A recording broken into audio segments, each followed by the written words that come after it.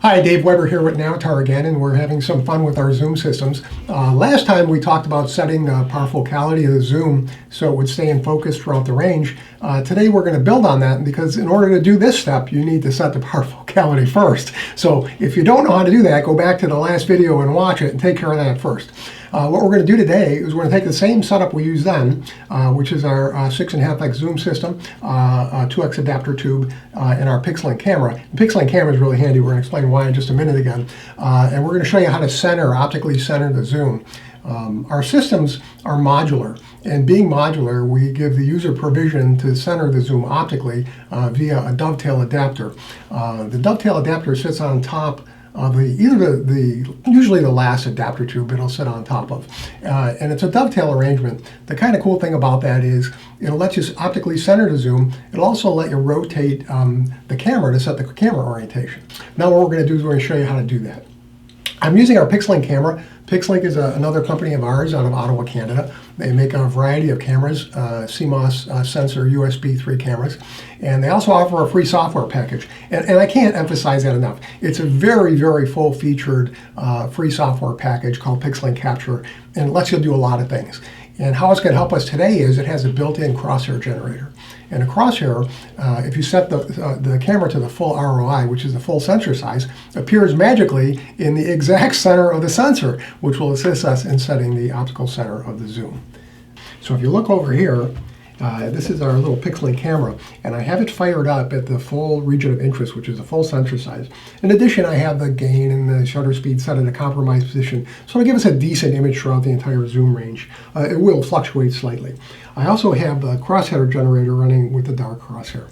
Now, the way to tell if your zoom is not centered is we're going to zoom and look at a specific feature. The specific feature we're looking at is this Air Force resolution target, or the blue crosshair on the screen here.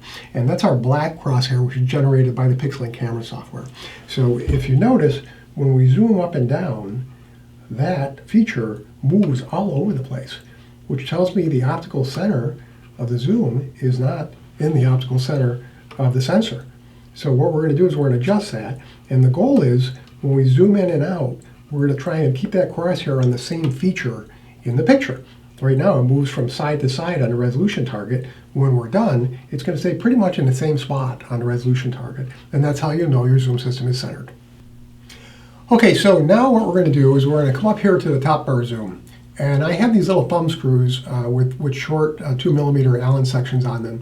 I did that largely for the video. It's much easier to see what's going on. So the dovetail, the screws are 120 degrees apart, and what we need to do basically is loosen up. You can see now I can rotate the camera if I wanted, or I can move the camera. If you look over at the screen there, you can see where I'm actually changing the centration and the camera orientation concurrently. And again, this is a fairly sensitive process. So don't be frustrated, because quite frankly, it's going to take you probably 3 or 4 or 5 times to center the zoom cell. It's really not something that I'm going to sit here and do during the video because of the length of time and the sensitive nature of the movements that I'm going to have to do. So just conceptually, what you're going to do is you're going to loosen the set screws, whether you use special tools like I built or use a standard Allen key. I happen to have one here. By the way, Allen keys are available from us, 5/64. Allen keys are standard. The screws are actually 5/64, so you can get that from us if you'd like. And then what you do is you loosen the key and you kind of watch the orientation. A lot of times you can do it by feel. If you loosen, for example, all the screws and kind of bore sight the unit with your hands, your fingers are pretty sensitive instruments, and you can get pretty close from a centration standpoint. If you notice, I've actually made that perpendicular, and I have it kind of sort of right. And then if you zoom up and down, you'll see that we're still not centered.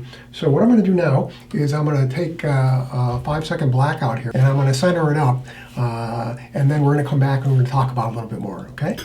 So what we've done is we've taken and we've centered everything up so the entire system is bore-sighted right through the optical axis through the center of the CMOS sensor.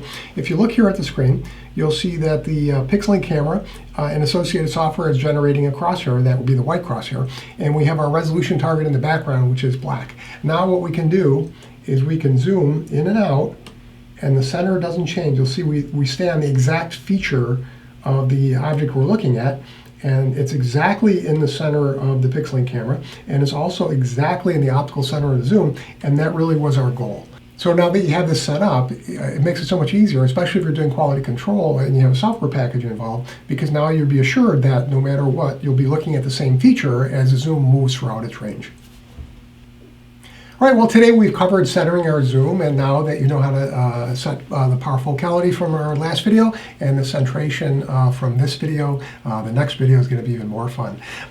Look for some new products coming from us in 2020. We have some really cool stuff we'll be introducing, and it is in the Zoom family of products. And thank you again from Navatar. Have fun with your Zoom.